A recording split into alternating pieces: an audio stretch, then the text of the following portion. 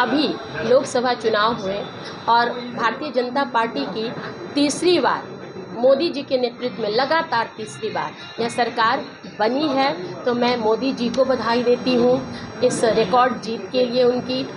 मैं मोदी जी को बधाई देती हूँ, उनके कैबिनेट के तमाम मंत्रीगण को बधाई देती हूँ और उम्मीद करती हूँ कि यह तीसरा कार्यकाल भी उपलब्धियों से भरा रहेगा। एक उद्देश्य और भी है कि इस लोकसभा चुनाव में महिला मोर्चा की राष्ट्रीय कार्य समिति सदस्य होने के नाते मैंने 2 जगह बहुत मेहनत करी थी। एक मेहनत मैंने मुजफ्फरपुर शहर में राजभूषण चौधरी निषाद जी के लिए किया और उनकी भी जीत, बिहार में सबसे अधिक मतों के अंतर से उनकी जीत हुई और सुखद परिणाम ये रहा कि वो केंद्र में राज्य मंत्री भी बने। तो हमने उनके लिए 45 छोटी छोटी सभाएं की थी। मैं मुजफ्फरपुर के उनको भी बधाई।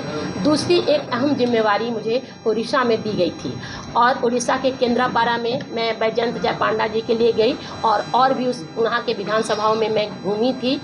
वहाँ की जो जीत हुई है वो ऐतिहासिक है।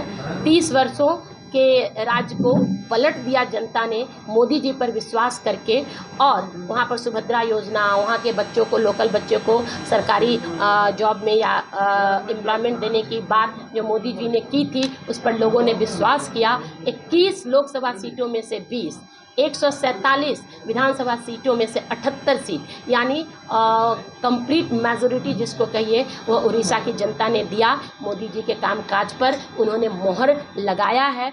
तो उस जीत में एक गिलहरी प्रयास मेरा भी था, जिसके लिए मुझे राष्ट्रीय ये महिला मोर्चा की जो अध्यक्षा हैं उन्होंने एक प्रशस्ति पत्र, धन्यवाद पत्र भी भेजा है। तो इन चीज़ों से कार्यकर्ताओं का मनोबल बढ़ता है और यह जीत मेरे लिए भी कई मायने में बहुत महत्वपूर्ण है। तो मैं उड़ीसा की जनता को भी इसके लिए धन्यवाद देती हूँ। शहर में चर्चा है कि ममता रानी क्या आने वाले विधानसभा चुनाव में खड़ा होंगे, क्या भाजपा के उम्मीदवार होंगे, इस प्रकार की चर्चा शहर में चल रही है। जी, मैं स्पष्ट कर देना चाहती हूँ कि मैं पिछले 25 वर्षों से भाजपा की एक समर्पित सिपाही रही हूँ। पार्टी अगर हम पर विश्वास करती है, जनता अगर चाहती है, तो मुझे अगर टिकट मिलता है तो मैं चुनाव क्यों नहीं लड़ूंगी। हर कार्यकर्ता की ये इच्छा होती है कि वो चुनाव लड़े, वो बोर्ड में जाए, वो परिषद में जाए।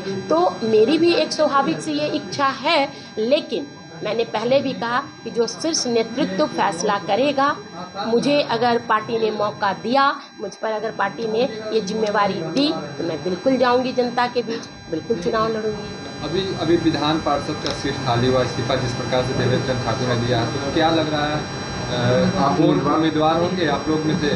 देखिए, मैं स्नातक सीट के लिए उम्मीदवार नहीं हूँ। मैं जिसकी तैयारी नहीं करती उस परीक्षा में मैं कूदती नहीं आदतन। और ये सीट जदयू समर्थित सीट है, तो इसमें जदयू समर्थित कैंडिडेट आएंगे ऐसा मैं उम्मीद करती हूँ और हम सब मिलकर उनके लिए काम करेंगे।